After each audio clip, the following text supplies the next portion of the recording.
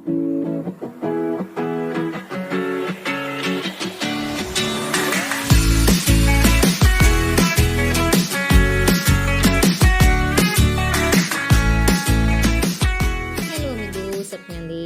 വന്നു. അപ്പോൾ ദേ നമ്മളിന്നൊന്ന് ഹിൽ പാലം മ്യൂസിയത്തിൽ പോവാണ് കേട്ടോ. തൃപ്പൂണിത്തുറ കരിങ്ങാച്ചിറയുള്ള മ്യൂസിയമാണ്.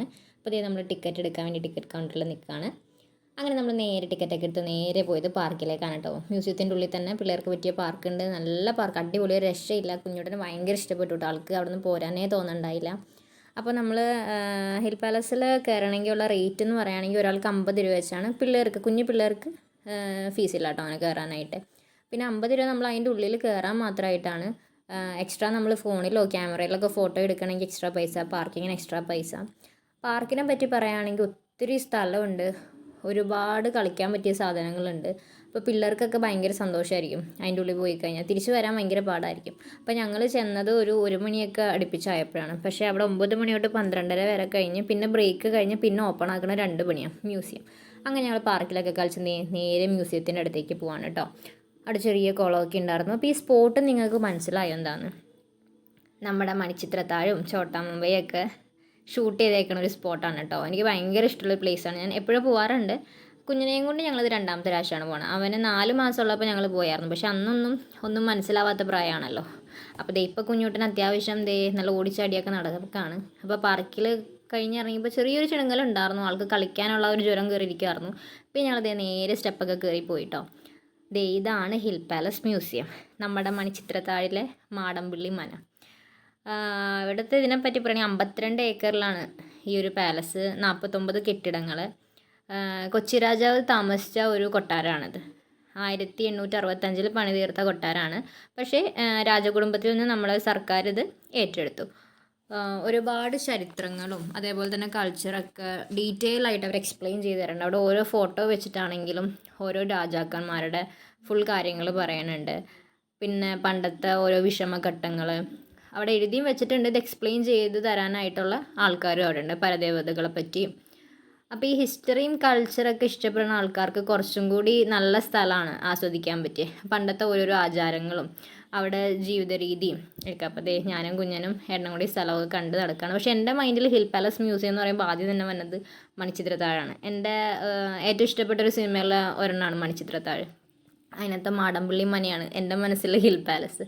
കുറേ കാണാനുണ്ട്, ഒത്തിരി സ്ഥലങ്ങളാണെങ്കിലും ഭയങ്കര പ്രകൃതി രമണീയമായിട്ടുള്ളൊരു പാലസാണ് ഹിൽ പാലസ്. അപ്പോൾ ഒരുപാട് സാധനങ്ങളുണ്ട് കേട്ടോ കാണാനായിട്ട്. പല്ലക്കുകളാണ് ഇത്, പണ്ടത്തെ അവർ യാത്ര ചെയ്തുകൊണ്ടിരുന്നത്. പിന്നെ കുട്ടികൾക്ക് സത്യം പറഞ്ഞാൽ കുറച്ച് നേരം കഴിയുമ്പോൾ ബോറടിക്കും കേട്ടോ. കാരണം അവർക്ക് മനസ്സിലാക്കാനായിട്ടുള്ള ഒരു പ്രായമായിട്ടില്ലല്ലോ. അപ്പോൾ കുറച്ച് നേരമൊക്കെ നമ്മുടെ കൂടെയൊക്കെ പറഞ്ഞ് കളിച്ചൊക്കെ നടക്കും. നമ്മൾ ഓരോ കാര്യം പറയുമ്പോൾ കുറച്ച് നേരമൊക്കെ അവർ ശ്രദ്ധിച്ചിരിക്കും. പക്ഷേ പിന്നെ അവർക്കും ബോറടിച്ച് തുടങ്ങും. കാരണം നമുക്ക് തന്നെ കുറേ നേരം ചരിത്രങ്ങളൊക്കെ വായിച്ചിടുമ്പോൾ നമുക്കും ചെറിയൊരു ബോറടിയുണ്ട്. പിന്നെ ഇതിനകത്തൊക്കെ ഇഷ്ടമുള്ളവർക്ക് പറ്റിയ സ്ഥലമാണ്. ഞാനിപ്പോൾ 2-3 പ്രാവശ്യം പോകണ കാരണം എനിക്കിഷ്ടപ്പെട്ട കുറച്ച് ഏരിയാസ് ഉണ്ട് ഇതിൻ്റെ ഉള്ളിൽ. അത് കാണുമ്പോൾ എനിക്ക് കുറച്ച് ഹാപ്പിയാണ്. അല്ലാതൊക്കെ അങ്ങനെ ജസ്റ്റ് കണ്ടുപോകും എന്നുള്ളൂ. അപ്പോൾ ഞങ്ങൾ ഇങ്ങോട്ടേക്കായിട്ട് പോയതല്ല, ഞങ്ങൾ ചോറ്റാനിക്കര അമ്പലത്തിൽ പോയതാണ്. നമ്മുടെ തൃപ്പൂണിത്തുറ കരിങ്ങാച്ചിറയിലാണിത്. അപ്പോൾ അമ്പലത്തിൽ പോയി തിരിച്ചു വന്ന വഴിയായിട്ടും സർപ്രൈസ് ആയിട്ടൊന്നും കയറ്റിയതാണ്. അപ്പോൾ ഒരുപാട് സാധനങ്ങൾ കാണാനുണ്ട് കേട്ടോ. ചിത്രങ്ങളും ശില്പങ്ങൾ, പണ്ടത്തെ താളിയോലകൾ, അങ്ങനെ ഒത്തിരി സാധനങ്ങളുണ്ട്. അപ്പോൾ കുഞ്ഞിന് കുറച്ച് നേരമൊക്കെ അവൻ എൻ്റെ കൂടെയൊക്കെ നടന്നു. പിന്നെ അവന് പാർക്കിൽ പോകണം, പുറത്തേക്ക് ഇറങ്ങണം എന്നുള്ളതായി. അങ്ങനെ ഒരുപാട് സാധനങ്ങൾ കണ്ടു. ഓരോ സാധനത്തിൻ്റെ അടുത്ത് എത്തുമ്പോഴും നമുക്ക് അതിൻ്റെ ഡീറ്റെയിൽ ആയിട്ട് അതിൻ്റെ ഹിസ്റ്ററി അടക്കം പറഞ്ഞു തരാനായിട്ട് ഒത്തിരി ആൾക്കാരുണ്ട്. പക്ഷേ നമുക്ക് ഫുൾ ഫോട്ടോഗ്രാഫി നമുക്ക് അവിടെ അലൗഡ് അല്ല. കാരണം കുറച്ച് സ്ഥലത്തൊക്കെ ഫോട്ടോഗ്രാഫി എടുക്കാൻ പാടില്ല എന്ന് അവർ നമ്മൾ ചെല്ലുമ്പോൾ തന്നെ പറയാറുണ്ട്. ഇപ്പോൾ പറയുകയാണെങ്കിൽ ആഭരണങ്ങൾ, ഇപ്പോൾ സ്വർണ്ണവും അങ്ങനെ പല വിലപിടിപ്പുള്ള സാധനങ്ങൾ, രാജാക്കന്മാർ യൂസ് ചെയ്തേക്കണ വലിയ കിരീടം, ഇതൊക്കെ അവർ യൂസ് ചെയ്ത് തന്ന ഡ്രസ്സുകൾ, ഇതൊക്കെ നമുക്ക് ഫോട്ടോ എടുക്കാം. അല്ലാണ്ട് ഈ ആഭരണങ്ങളും വിലപിടിപ്പുള്ള സാധനങ്ങളൊന്നും ഒട്ടും നമുക്ക് ഫോട്ടോ എടുക്കാനായിട്ട് അവർ സമ്മതിക്കില്ല. എല്ലായിടത്തും ഫുൾ സെക്യൂരിറ്റീസാണ്, എല്ലാ കാര്യങ്ങളും പറഞ്ഞു തരാനായിട്ടാണെങ്കിലും. അപ്പോൾ കൊച്ചി രാജാവ് യൂസ് ചെയ്തേക്കണ എല്ലാ വസ്തുക്കളും, അവരുടെ സിംഹാസനം, എല്ലാ കാര്യങ്ങളും അവിടെ വെച്ചിട്ടുണ്ട് നമുക്ക് കാണാൻ വേണ്ടിയിട്ട്. ഒന്നിലും അങ്ങനെ തൊടാനൊന്നും പാടില്ല, ജസ്റ്റ് കണ്ട് പോവാം. അപ്പോൾ എനിക്ക് ഭയങ്കര ഇഷ്ടമാണ്. ഒരു പ്രത്യേക ഫീലാണ് ഇതിൻ്റെ ഉള്ളിൽ കയറിക്കഴിഞ്ഞാൽ. ഒരുപാട് നടക്കാനുണ്ട്. കുഞ്ഞുട്ടൻ്റെ ആൾ അവിടെയും ഉണ്ടായിരുന്നു കേട്ടോ, ഒരു ആന. അങ്ങനെ ഞങ്ങൾ മ്യൂസിയത്തിൻ്റെ ഉള്ളിലൊക്കെ ഒന്ന് കറങ്ങി തിരിഞ്ഞു നേരെ പുറത്തേക്ക് ഇറങ്ങി.